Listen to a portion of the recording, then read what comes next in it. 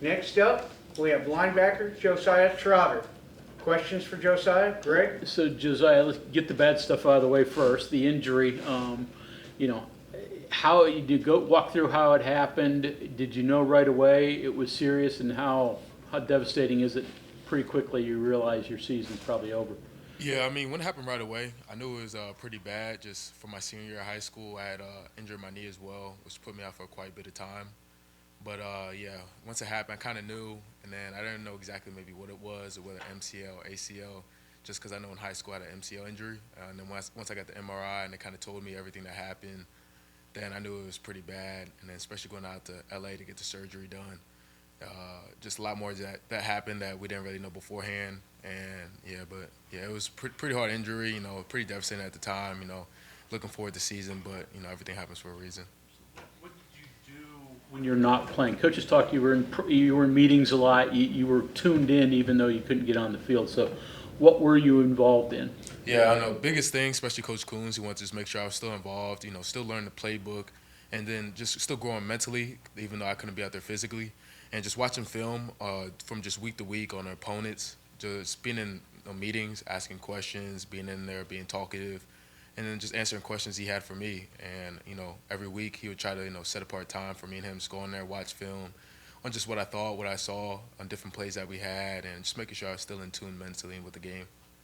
From a family of linebackers, how are you similar or different than your brother and your dad? Yeah, I mean, I feel like we all had different games, but we all take something from my dad that he really instilled in all of us, and that physical part of the game and how they really played the game back in the day. That was something like, they did it in his time, and he really instilled in us, and just really how to not only play the run game, but how to destroy blockers and just be a linebacker and be a leader. And that was the biggest thing. And me and my brother, I feel like just personality-wise, we're also like two different people. Also our game. He's good at a lot of the things I'm not be good at. I'm good at a lot of other things that he may not be better at that we both had to work on. But, yeah, I know I take a lot of things from his game. He takes things from my game. But we just, enjoy being around each other. And, yeah. I was going to say, you mentioned the physical part. Did that go in the backyard? I mean, did your dad line you guys up? I mean, how did that work? Oh yeah, there's a bunch of memories. Just not even being in the backyard, being in the living room. Having to do tackling and hitting drills with each other when we were younger. It wasn't too fun for me. Probably was fun for him, but yeah, a lot of memories. Just growing up, doing tackling drills, practicing together, and everything like that. Did you go through a lot of furniture, a lot of glassware? No, we had to make sure we moved all the furniture kind of out the way to create some room, and probably put some cushion on the ground. Make sure no one got too badly hurt. But yeah. Dad let it go, or did he referee you guys pretty good? Or yeah, he would referee it. He would referee it and watch it. Make sure it never got out of hand. At least for my sake. But yeah.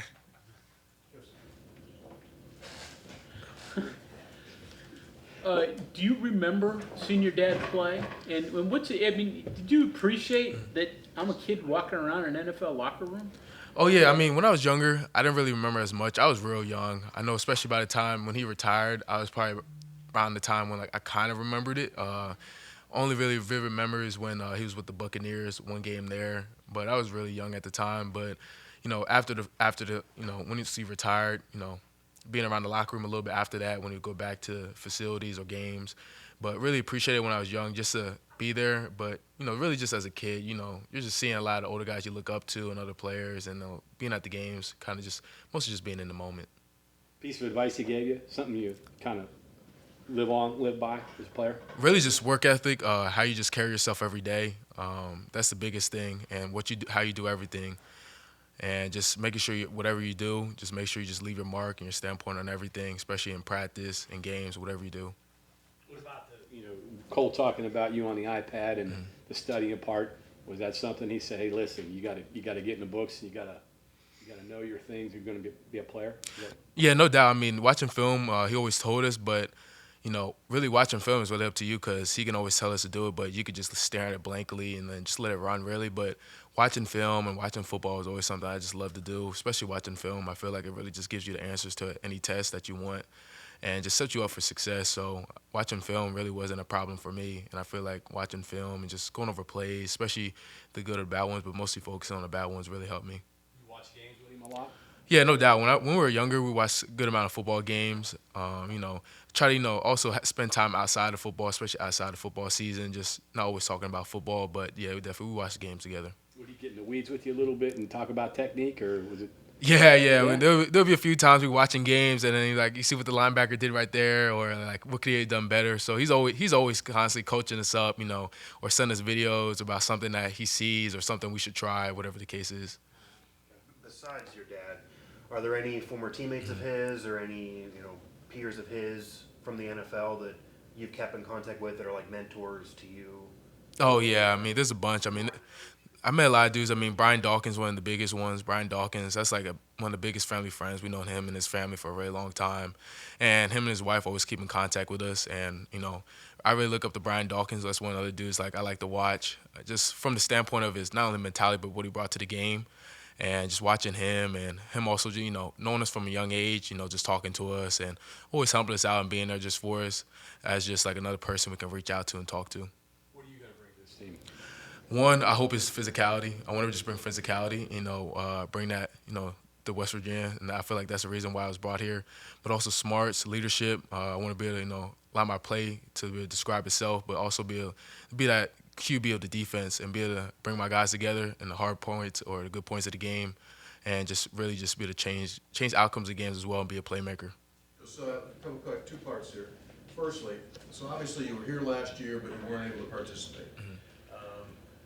Now that you're here and now that you're eating it day in and day out, is this what you thought it was going to be like when you chose West Virginia? Yeah, no doubt. I mean, coming into this, you never know exactly, but having an older brother too that went throughout college, you kind of get an idea of kind of what college football is like, kind of the schedule, what you kind of go through, what's hard, what's not. But I do know it's like two different programs, but kind of doing it and everything now, it's kind of everything I expected from kind of watching from the outside in. Still being in the locker room, seeing guys like sore, banged up, but especially being in a fall camp where I wasn't able to do this last year. I can really see, how it was for these guys and how when you get into fall camp, it can really be hard. The second part of it is, as you said, you'd like to watch film. So from a linebacker standpoint, you're watching this offense that you're practicing against every day. What is going to be the challenge for opposing defenses each week when they play against this offense? Oh, everything, honestly, just how they motion, they shift, just knowing the personnel that's in the game. I feel like even with the personnel in the game, I feel like it's still going to be hard to game plan. We have two great running backs in the backfield where we have both of them in. It's going to be a problem for a lot of defenses. And then also you have a QB back there that's a dual threat that can do it all.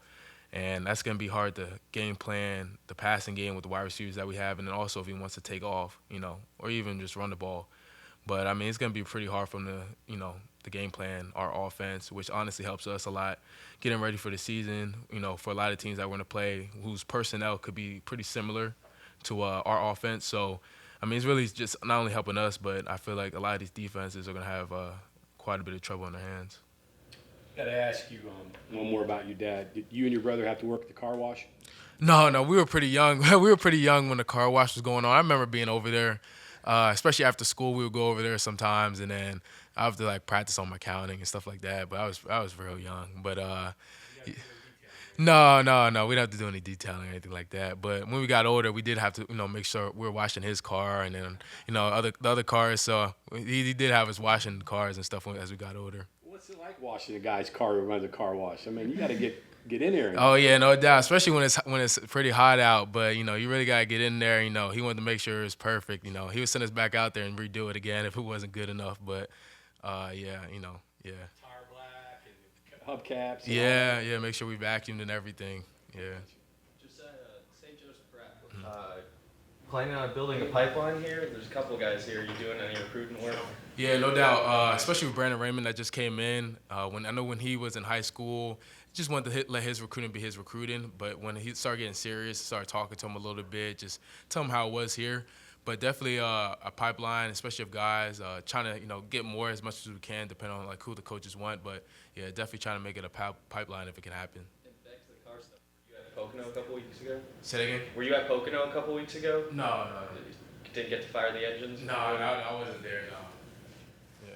Walk me through your recruiting. Besides, West Virginia, who else, and ultimately why West Virginia? Yeah, so with my recruitment, I had a lot of big schools between like Ohio State, Clemson, my brother's school, Oregon, Notre Dame, South Carolina. The list goes on. There's a lot of other schools too. And crazy thing is, West Virginia actually came in a later on after like I had a lot of those big schools. And I never thought I honestly would be here until, Coach Coons really reached out and was texting me pretty consistently.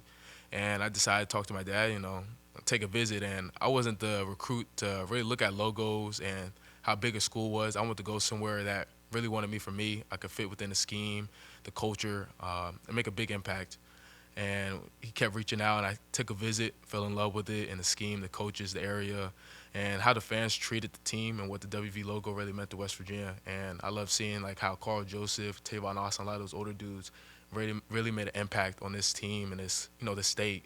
And I wanted to be able to do that and, really be able to bring that back to West Virginia. And that was one of the biggest things. I was going to say, you get a lot of texts from a lot of different coaches. What set West Virginia apart from all those other text messages you got? I really just say, when they need you and when they like you. That's the biggest thing, especially as a recruit. And you want to go where you're needed, not where you're just liked or even wanted to. And I knew that they didn't just like me; they needed and they wanted me. And that was something that really just set them apart from everybody else. And a couple other schools, and just the scheme and the fit. I really love this defense, especially fitting in with Coach Leslie's defense. Fits me really good, and just being able to play either Mike, Will, whatever the case is, or coming off the edge. But yeah. You feel like you're ready? I mean, you said a couple of things about what you wanted to bring, physicality, making an impact. I imagine you wanted to start right away, and it sounded like you were going to play last year. Was that a goal, being on the field in the defense as a true freshman? Oh yeah, no doubt. I mean, coming in here, that was like, that was a big thing, especially coming here.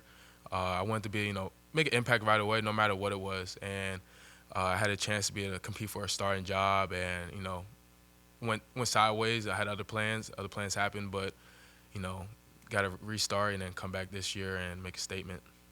It sounds like maybe you know no other way, but when you do get sidelined last year and that goal gets taken away, you're not going to waste that time. Were you more dedicated, or did you just kind of do what you figured you were going to do anyways when it came to all the stuff you mentioned about staying in tune with the defense and the team? Can you Yeah, that was terrible. My bad. Let's start again on that one. You're sidelined last year at the injury, but it doesn't sound like that derailed your season completely. Did you always have a plan upon getting injured to, hey, let's make the most of this? It's not a total loss. Yeah. Especially once it happened. As kind of get into the rhythm of things once I'm injured, talking to coaches, just trying to figure out, all right, what can I gain from this? What can I take out of it? And the best part was really just the mental part, because of course physically I can't be out there or do anything.